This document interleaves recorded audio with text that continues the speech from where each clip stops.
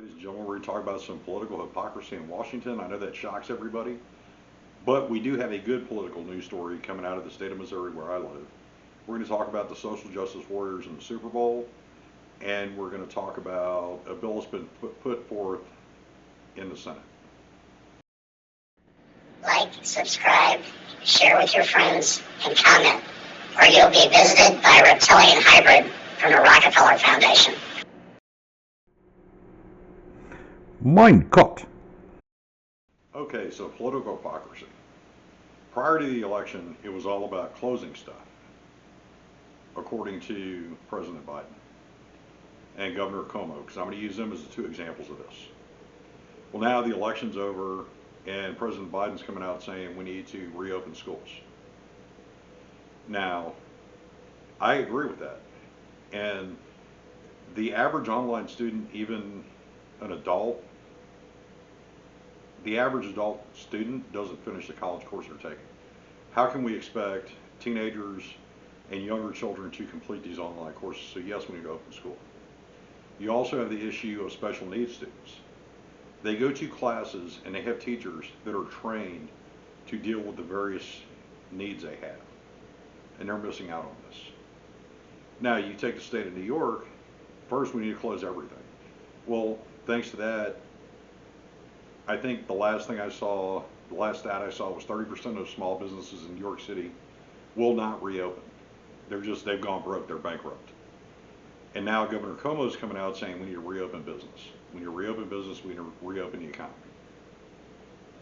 So that tells me that a lot of those shutdowns were based on political expediency. Or, in the end, the Democrats need to win this election. Now, President Biden says 1.9 trillion and we'll rebuild the jobs.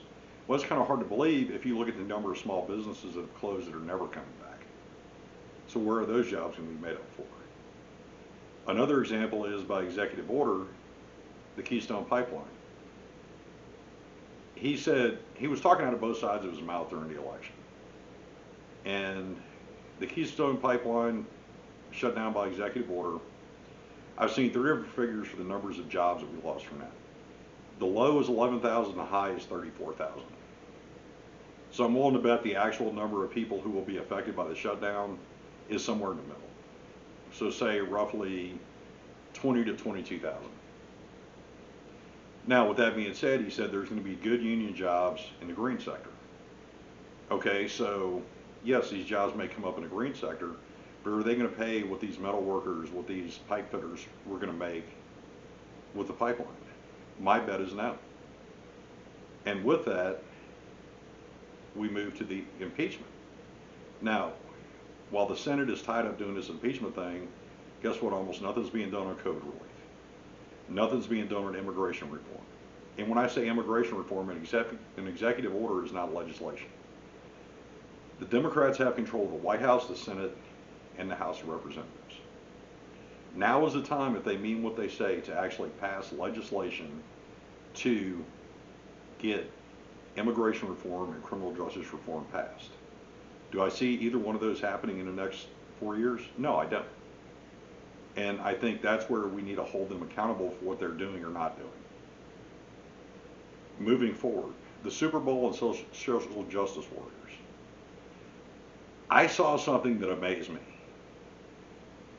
The Buccaneers won, and Tom Brady won his 7th Super Bowl ring based on white privilege.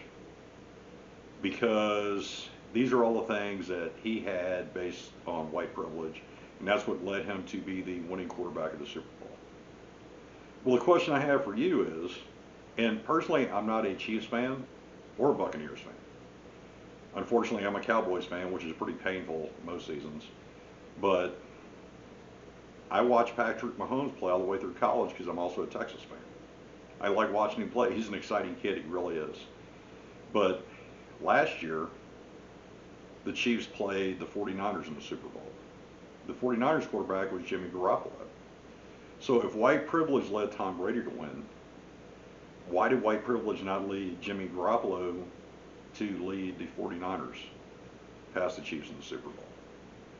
We're really at a point where we're being ridiculous with what we consider white privilege or what social justice warriors are standing up for. Football is a game. It's an awesome game, and I love it to death. I really do. But it has nothing to do with white privilege. I understand that people argue how many African American head coaches there are. Well, how many Hispanic head coaches are there? How many Asian head coaches are there? How many Pacific Islander head coaches are there? I mean, if we really want to have this argument, that's fine. But have the full argument. Don't have a piece of the argument. Now, there was a bill I was reading about that's been put forth by 6 senators to have term limits in Washington, D.C. Now, I like the idea. Do I think it's ever going to happen? No, I don't. It's not going to happen. Because that is voting themselves out of a position of power. And I say that because I posted something on Instagram and Twitter yesterday where Thomas Jefferson stated, when being a politician becomes a profession, corruption will ensue. And what I would ask you to research, if you disagree with me on this, almost any politician now, some started as middle class, some upper middle class, some were wealthy to begin with, but they do nothing but become more wealthy while they work in the political arena. Or they take the experience they have from working in the political arena and they get a juicy contract from MSNBC or Fox or CNN. Or they move into the corporate sector on a board. Or they move to K Street and become lobbyists. And if you disagree with what I'm saying, then show me where that does not happen. They use politics to enrich themselves. And that's at the expense of the American people. And that's why I agree with term limits. And even if they don't officially have term limits, then what I would ask you to do as a citizen is start looking at some of these politicians, see what they've actually done for you.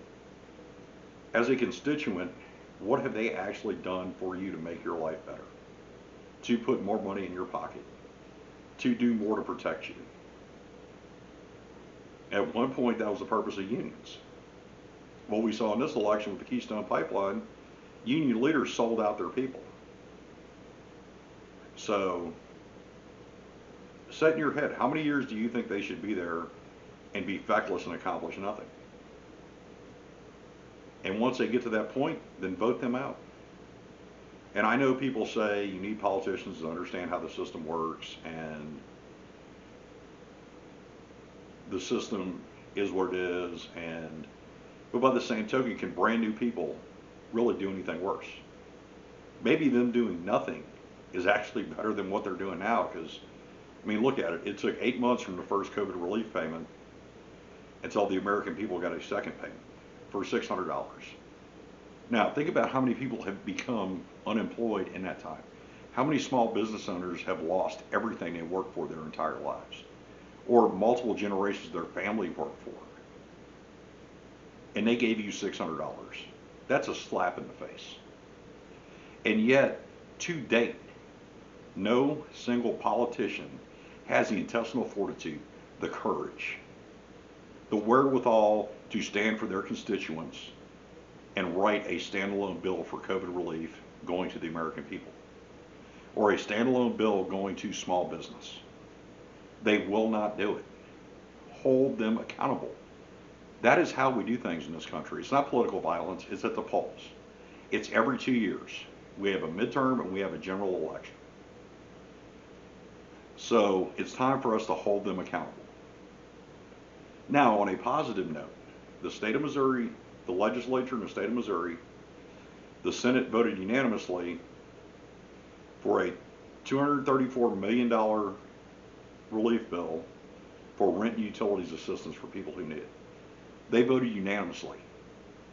So even if the governor vetoes the bill and it goes back to the Senate, they've already got the votes to pass it. These are politicians standing up for their people.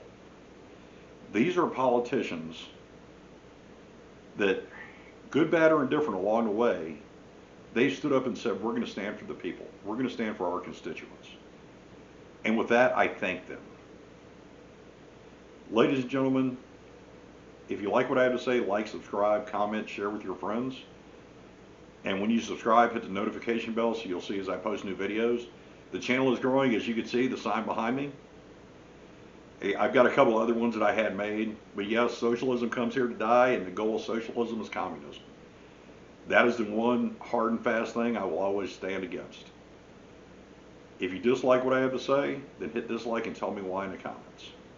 We can have a civil discussion about it, because you may change my mind, but then again, I may change yours, which is why you're probably scared to comment and disagree. With that, everybody have a good evening.